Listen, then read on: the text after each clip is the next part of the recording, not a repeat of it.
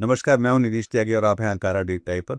और हमारे साथ हमारे खास मेहमान हैं पंकज राग साहब, जो बॉलीवुड के संगीत के बड़े विशेषज्ञ हैं, इतिहासकार हैं।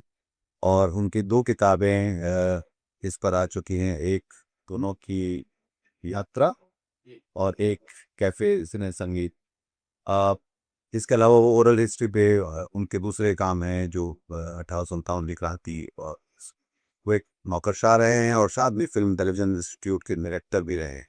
और आज हम लोग बात करेंगे आशा भोसले की, जो हाल में ही 92 साल की उम्र में ही का निधन हुआ। तो आपका स्वागत है पंकज जी। और हम लोग उनके योगदान को पहले तो देखेंगे कि आप कैसे इसको पूरा एक सारगर्भित तरीके से हम कैसे बता पाएंगे कि आशा भोसले का महत्व क्या था बॉलीवुड के संगीत में।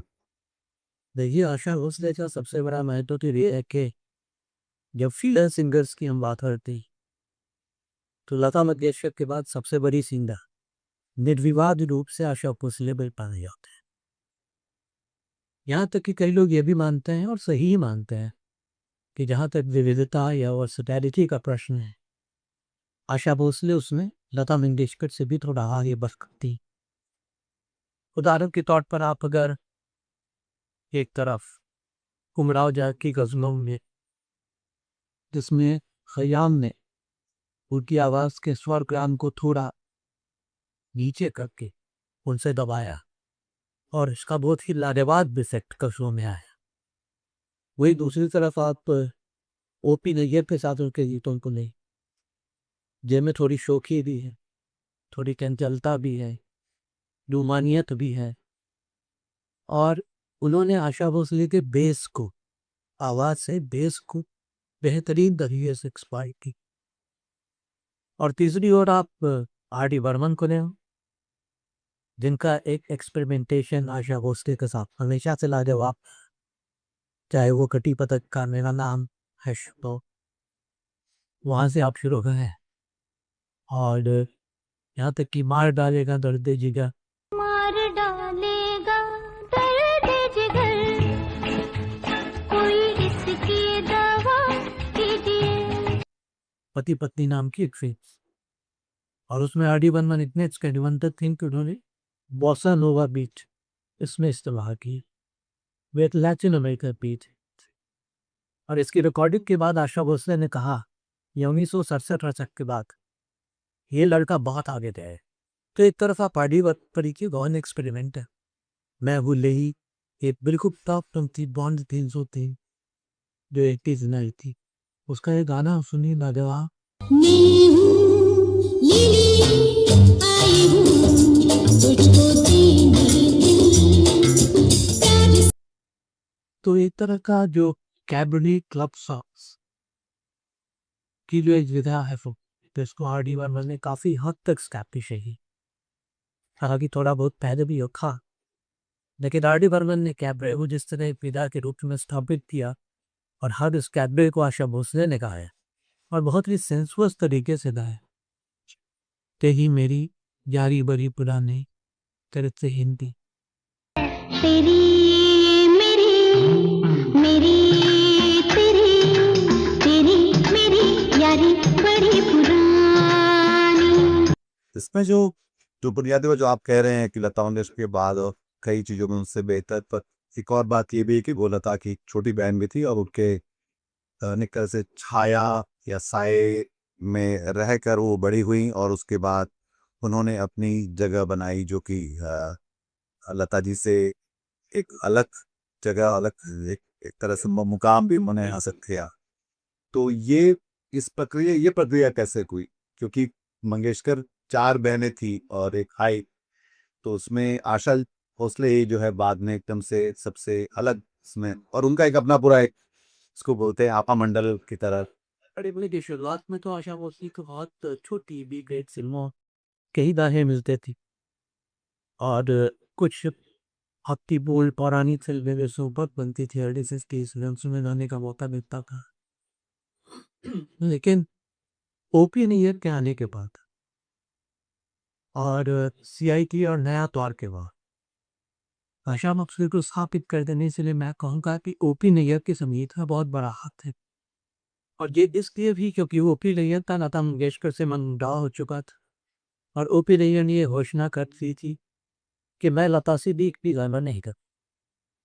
तो जाहिर है वो आशा भोसले की ओर मुड़े और उन्होंने आशा भोसले की आवाज़ की उस खूबी को पहचान जो लता मंगेशकर से भिन्न थी और उसको तराशा, इस तरह तराशा कि वो लता के साये की आवाज़ नहीं लगे, बल्कि वो बिल्कुल अलग सी अपनी मौलिक आवाज़ सुनी।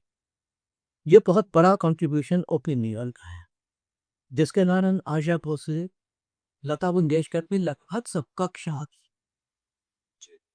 अगर आप रवि का संगीत देखिए तो बी.आर. चोपड़ा और यश चोपड़ा की फिल्मों आपको आश्चर्य होगा कि लता कहीं नहीं या बिल्कुल कम। तो रवि अपनी दूसरी फिल्मों में जब देवेंद्र बोस की फिल्में हो वगैरह हो उसमें आशा भी है, लता भी है, लेकिन बी.आर. चोपड़ा यश चोपड़ा की फिल्मों हमेशा जब वक्त हो आकाश हो तो लता ही लता, ये आशा ही आशा। और रवि ने एक दूसरी विधा के गीत बनाए, ये फिल्मों के कथानक के अनुसार वो गीत थे जिसमें पहाड़ी राग का बहुत जबरदस्त इस्तेमाल किया गया ने और उसमें गाते हुए एक नगाड़े खड़ी वह की आवाज आगे भी जाने न तू आदि बल्लू निजात के भाई और उनका एक बिल्कुल मॉडर्न नए जमाने का संगीत है। वो अर्ली 70s का म्यूजिक इस समय दुनिया में बदल रही थी। एक तरफ हिप्पी कल्चर था, एक तरफ दुनिया को बदलने की बात अक्सर आंदोलन में हो रही थी, एक तरफ वर्ल्ड ओवर यूथ मूवमेंट हो रहे थे और इंडिपेंडेंस के बाद जो पैदा हुए थे लोग वे युवा हो रहे थे।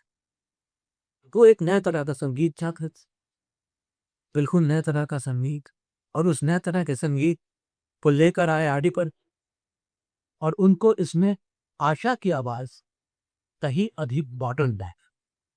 तो इसी तरह आपको एस.टी. बर्मन तो नहीं भूलना चाहिए कि जब लता सिंह का मनमुटाव हुआ तो उनके पास भी आशा थी।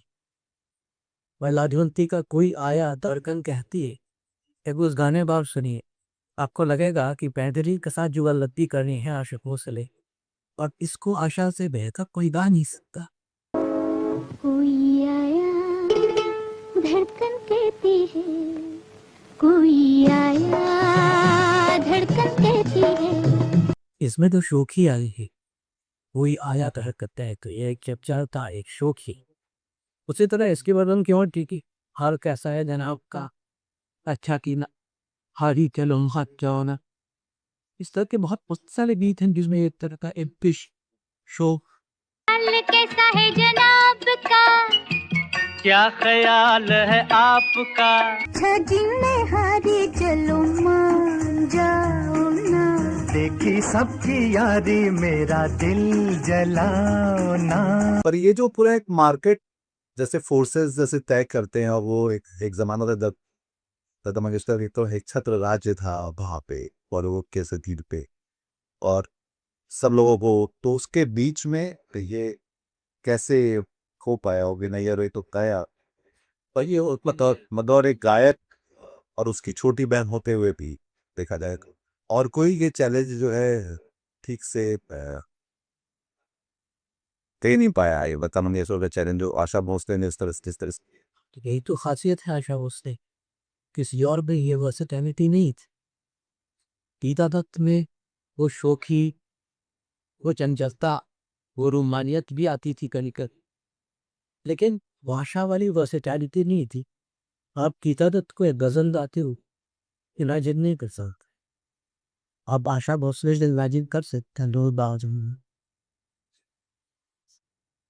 तो ये तो क्वालिटी थी लक्ष्य उस, इसी क्वालिटी के कारण ओपी नैयर ने धीरे धीरे गीता दत्त, शमशाद तेजब सबको अलग कर गीता दत्त ने उनसे शिकायत भी किया कि क्या बात है कि आजकल आप से एक भी गाना नहीं गवाते, लेकिन उस समय तो ओपी भी एक आशा भोसले की प्रेम में भी कर चुके, वो कुछ सिर्फ आशा दिखती थी और आशा थी भी बहुत का,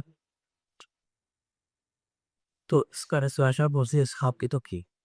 उनकी जो बिजी जिंदगी थी वो खासी मतलब खलबुथल से भरी रही। कलापति, फिर उसका कई लोग आए, फिर उसके बाद बच्चों भी कई बच्चों में भी बढ़ना तो स्ट्रेस की बात नहीं। बेटी ने तो हाथ बनते हैं बच्चे हैं और बेटे के कैरेक्टर से मौत हो गई। जी, तो उस सबके बीच में भी लेकिन उन्होंने कहा ना का संगीत से कहीं नहीं लगता कि के जीवन में ये सारी चुनौतियां जो तो जब ये उस वक्त तक जब तक ये हादसे हुए तब तक वैसे भी उनका गाना बहुत टॉप कर चुका था, क्योंकि 90s से बाद धीरे धीरे लता मंगेशकर तो ऑलमोस्ट बिल्कुल ही और आशा भोसले धीरे धीरे गाना बहुत कम कर चुकी थी, ये तो है। लेकिन दूसरे उन्होंने फिर भी उसके बाद भी जो कुछ भी गाया तो काफी अच्छा ही गाया। पर जब इनको दर्शकों में देखें कि जहाँ से शुरू हुए थे फिर जहाँ पे आके तो उसके बीच जो बदलाव कैसे देखते हैं, कैसे बदलते चले गए? सबसे बड़ा बदलाव है कि ओपिनियन के आने के बाद ये खास करने के गीत ओपिनियन उनके लिए बनाने लगे कि बहुत रोमानी था। और जैसा मैंने आपको कहा कि बेस उन्होंने चेंज किया कि आशा भोसले अगर अर्ली 50s की जो ओपी नैयर कराने के 4-5 साल पहले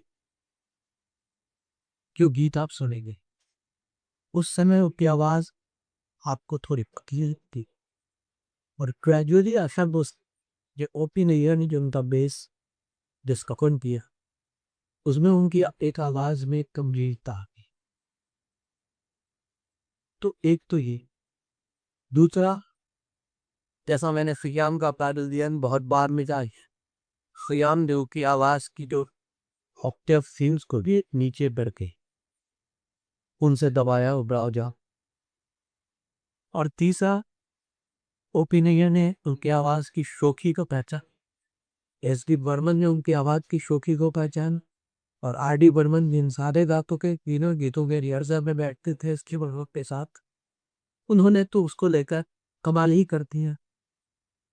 और सेंसुअस गानों में जैसा मैंने कहा वो तो था ही, तो पड़ाव जैसा आप संगीतकारों को लेकर ही कह सकते तो आर.डी. के लिए या किसी और संगीतकार के लिए इस तरह के क्लब सॉन्ग्स, कैबरे सॉन्ग्स या कुछ फुल रोमांटिक सॉन्ग्स, ये लड़का आए अल्लाह ये लड़का हाय अल्लाह कैसा है दीवाना, कितना मुश्किल है तौबा इसको समझाना।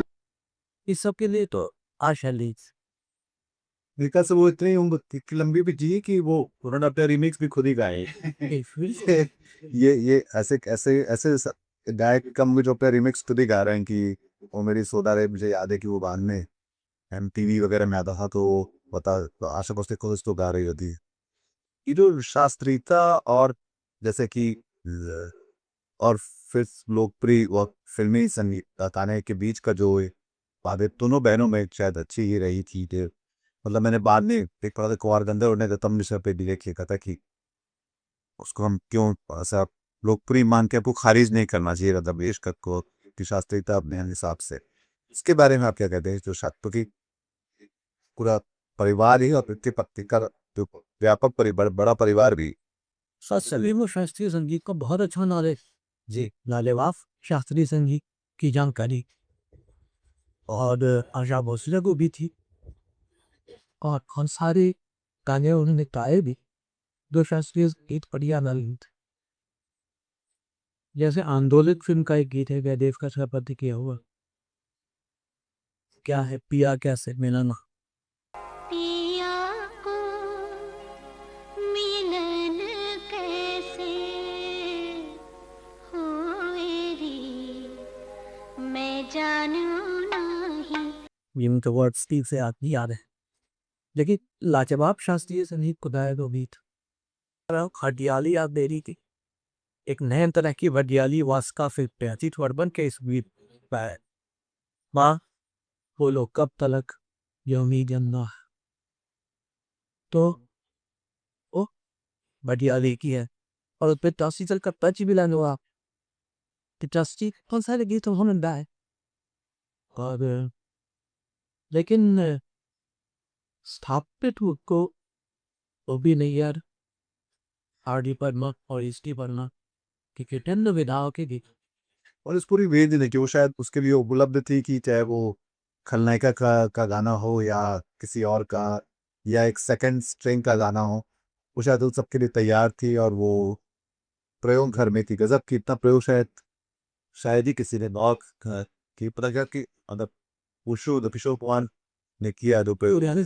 इन्होंने जो किया और आशा भोसले का जो प्रयोग किया और तीसरी मंजिल फिल्म का जो गीत है वो आजा आजा। मेरा ख्याल तुझे है, मैंने अभी यही जाना। इसमें जो वो आहा वाली जो चीज है वो कहा जाता है कि रफी नहीं गा पाए और आशा भोसले उसको लगातार ला गई थी और अजीब तरह के मतलब अजीब तरह के परफॉर्मेंस में साथ ला रही थी जो रफी भी ला पा रहे थे। तो ऐसा कहा जाता है। तो जिस तरह की जो प्रयोग धार्मिकता है वो तो थी, वो एक तरफ हार्डी बने में बहुत ज्यादा थी। अच्छी का गायन रूप आता नहीं आशा भोसले थी।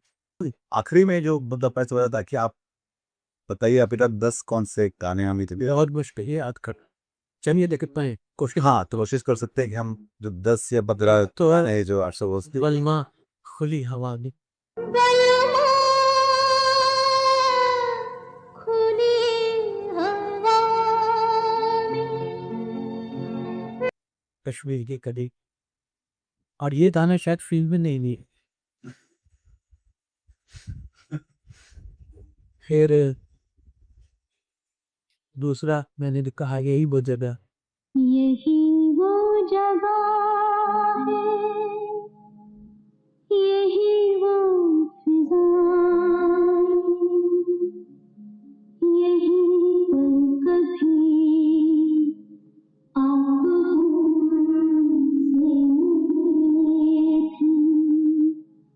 तीसरा मीसी फिल्म का मैं शायद तुम्हारे लिए अजीबी है। चौथा लाजवंती फिल्म है कोई आया धड़कन कहती है। क्या बात। कोई आया धड़कन कहती है, कोई आया धड़कन कहती है। फिर पिया तू अब तो आ, पिया तू अब तो आजा। फिर एक बहुत अच्छा इसकी कहता मनेरी की जो भी जैस है, सभी चौधरी का जैस बात में तरीके क्या जात और सुरक्षित। बाग में कली खिली बगिया महकी पर हाय रे, अभी इधर भंवरा नहीं आया। फिर वो बहुत अच्छा डुएट को अगर आता है तो वो सुमन का भी तो है, मैं मुकेश के साथ जो डुएट है। वो सुबह कभी तो आएगी, वो सुबह कभी तो आएगी। तो मेरे ख्याल से अब आज बात कर रोकते हैं, पर इसमें और भी आशा भोसले के बारे में बहुत सारी लंबी बातें की जा सकती। मेरे ख्याल से जो भी हमने बातें की वो हर बात अपने आप पे एक लंबा थोड़ा अध्याय की तरह हो सकता है। और आपको बहुत धन्यवाद इस बातचीत में आने के लिए, और किस तरह से एक बड़े फिनोमिनल जो एक व्यक्तित्व होता है बॉलीवुड का, और हम सब के जो लोग गाते रहे सुनते रहे, रेडियो से लेकर टेप रिकॉर्डर से लेकर मोबाइल फोन, और अपने बाथरूम तक में सुनते रहते हैं, गाते गुनगुनाते रहते हैं, उस गायक को गायिका को याद करना इस तरह से। तो आपका भी बहुत शुक्रिया दर्शकों इस बातचीत में शामिल होने के लिए। और आपके बीच में जो भी आशा भोसले को पसंद करने वाले हैं, शायद आप उनसे इस कार्यक्रम को शेयर करना चाहें। हमारे कार्यक्रम को लाइक करिए, चैनल को सब्सक्राइब करिए, और इसको आप साझा भी करिए। नमस्कार, धन्यवाद आपको, और ख्याल रखिए। नमस्कार। आज की ताजा खबर, आज की ताजा खबर, आज की ताजा खबर। आओ काका जी इधर, आओ मामा जी इधर, सुनो दुनिया की खबर।